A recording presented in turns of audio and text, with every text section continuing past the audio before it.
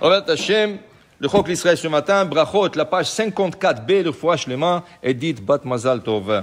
Amarav Yehuda, Shelosha Tzrichim Shimur. Il y a 3 personnes qu'on a besoin de faire attention. Ça veut dire qu'il ne faut pas leur laisser seuls. Il faut qu'ils soient toujours accompagnés. Quelles sont ces 3 personnes selon Rabbi Yehuda? Ve'eloen, Cholé, une personne qui est malade. Il ne faut pas le laisser seul. Ça veut dire tu ne dis pas je vais faire des cours, je reviens. Ou même si elle est à l'hôpital, même si mais toujours dans la chambre, il a besoin, je vais savoir, il a trop froid, il a trop chaud, il a besoin de verre d'or et la nurse n'est pas rentrée. Dit Rashi, pourquoi? She'ura mazalo. Parce que le mazal des malades, il est à la baisse un peu. Ve'ashed mitgarebo. C'est des démons et des mauvais esprits qui s'attaquent à lui. Alors jamais il faut laisser un malade seul. Il faut qu'il toujours y a quelqu'un avec lui. Après, il dit ici, cholé. Khatan. Un khatan. Un khatan, le jour de son mariage, il ne faut pas le laisser seul. Une kala, une mariée, le jour de mariage, il ne faut pas le laisser seul. Pourquoi? Dit Rashi, parce que le mauvais esprit et les démons, mitkan'im bahem, ils sont jaloux d'eux. Oui? Il va se marier, il va avoir la joie, il a une nouvelle femme. Alors, puisqu'ils sont jaloux d'eux, ils peuvent leur faire quelque chose de mal. Un accident peut leur arriver. Alors, le jour du mariage d'un khatan, d'un kala, tu leur laisses pas seuls. On leur donne ce qu'on appelle un shomer. Ça veut dire un garçon qui va accompagner le khatan toute la journée. Là où est-ce qu'il va aller? S'il a besoin d'aller au mikvé, s'il a besoin d'aller faire une petite course, s'il a besoin, ou il l'emmène jusqu'à la salle de fête. Vers l'après-midi, s'il va aller pour faire le photo ou quoi que ce soit, vers le soir, quand il va aller pour la salle de fête, le chômeur l'emmène là-bas, il a fini son shmira, mais il faut qu'il le surveille toute la journée. La kala, c'est la même chose. Une fille qui la surveille jusqu'à la choupa, jusqu'à qu'elle l'emmène dans la salle de fête. Okay? C'est très important de ne pas laisser seul. Pas seulement le jour de la choupa. On dit que même pendant les 7 jours de Sheva Brachot, il faut le surveiller. Alors c'est mieux qu'un hatan ne conduit pas. Si c'est possible, c'est pas toujours possible. Mais c'est mieux qu'un hatan ne conduit pas. C'est quelqu'un qui le conduit. Où est-ce qu'il veut aller? Sheva Brachot, où est-ce qu'il veut aller? Tu l'emmènes. Tu le laisses pas seul. Dis la Bamatnita, dans la Braïta, on a étudié Tana, Cholé, oui, Khatan Vekala. Mais on ajoute une femme, une autre personne. Haya. Qu'est-ce que c'est Haya? Une accouchée. Une femme qui vient d'accoucher un bébé. Elle aussi est en danger parce qu'elle est malade. Au point que, dans les 3 premiers jours d'une accouchée, elle ne jeûne pas Kippour. Elle n'a pas le droit.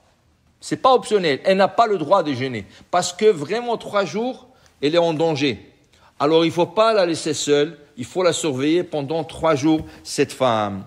Veillez shomrim. Il y en a qui disent, af avel. Quelqu'un qui est en deuil, il faut le surveiller. Qui veut dire que quelqu'un est en deuil, ne prend pas la voiture, qu'il ne va pas... S'il peut, si c'est possible. Mais il ne va pas se promener, rien du tout. Il n'a pas le droit de sortir de la maison. Mais tu ne le laisses pas seul. Okay? C'est pour ça que les gens ils vont aller visiter les gens qui sont en deuil et tout ça, pour qu'ils ne soient pas seuls, pour faire aussi bikour, avelim et tout ça. Mais c'est dangereux de laisser ces personnes seules. Ça, c'était l'enseignement de Rav Yehuda. Dit la Gemara, Ve'amar Rav Yehuda. Et Rav Yehuda continue à nous enseigner, Shelosha Devarim, il y a 3 choses. Ama'arich ba'em, ma'arichim yamav ushnotav shel adam. Il y a 3 choses, que celui qui prolonge en ces 3 choses, on lui prolonge la vie. Quelles sont ces 3 choses? Ama'arich betfilato. Celui qui prolonge sa prière. Il prend le temps pour se faire sa prière doucement. Ken? Mina shamaim, lui prolonge sa prière, on lui prolonge sa vie. Il y avait un grand rave qui s'appelait le Hatam Rabbi Moshe Sofer. C'était un génie, c'était vraiment toute une sommité dans la halakha. Il a des livres, Sholot Veshot, Hatam Sofer. Et lui, il prolongeait sa prière. Un jour, il est venu un grand érudit. Pour le visiter. Ils ont fait minha ensemble. Et il a vu comment le rabbin, pour la Hamida, il prolonge. Après la Hamida, il s'est adressé à lui. Kvod Harav, j'ai une question pour vous demander. Il dit oui. Il dit, dans votre type de personne, que vous êtes un homme d'Halakha, vous êtes un homme qui étudie beaucoup, vous ne pensez pas que trop prolonger de la prière, c'est une bitul Torah? Dans le temps que vous faites de la Hamida, raccourcissez 10 minutes, des choses comme ça, étudiez la Torah, vous, et il n'y a pas besoin de lui dire, le Rav étudie toujours, mais il dit, vous pouvez étudier la Torah à la place. Il dit, je vais vous dire quelque chose. Il lui a emmené cette Gemara. Qu'est-ce qu'il dit Rav Yehuda? C'est lui qui prolonge sa prière, on lui prolonge sa vie. Il a dit, voilà, tout ce que j'ai investi dans la prière, à quoi je va me prolonger la vie pour que je puisse étudier aussi.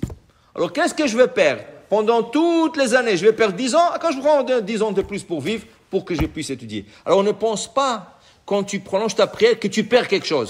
Tu ne perds rien. Okay? Les gens pensent, oh, si je prolonge la prière, j'ai un rendez-vous, j'ai ça. Non, non.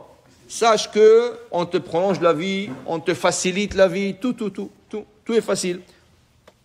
Il dit ici, va ma'arich al shulchano, c'est lui qui prolonge la table. Qu'est-ce que c'est prolonger la table? La Gemara explique. À l'époque, les gens étaient pauvres, okay?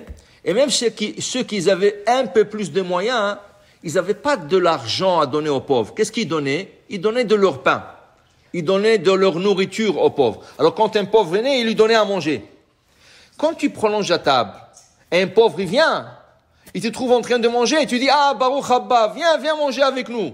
Ah, il est à l'aise. Tu manges, il va manger avec toi. Si tu as fini de manger, et tu dis, il voit que tu as déjà fini. Il dit, viens manger. Alors il est seul là, en train de manger chez toi à la maison. Il est gêné, il ne se sent pas confortable. Okay? À cause que tu fais ça, on te prolonge la vie. Que tu mets le pauvre à l'aise. Okay? Tu mets le pauvre à l'aise et tu lui donnes à manger, on te prolonge la vie. Et après, Ama'arich bebet akissé, c'est lui qui prolonge dans la salle de bain. Qui veut dire quoi? Quand tu vas dans la salle de bain, il y en a qui sont pressés, même là-bas. Même dans la salle de bain, il est pressé.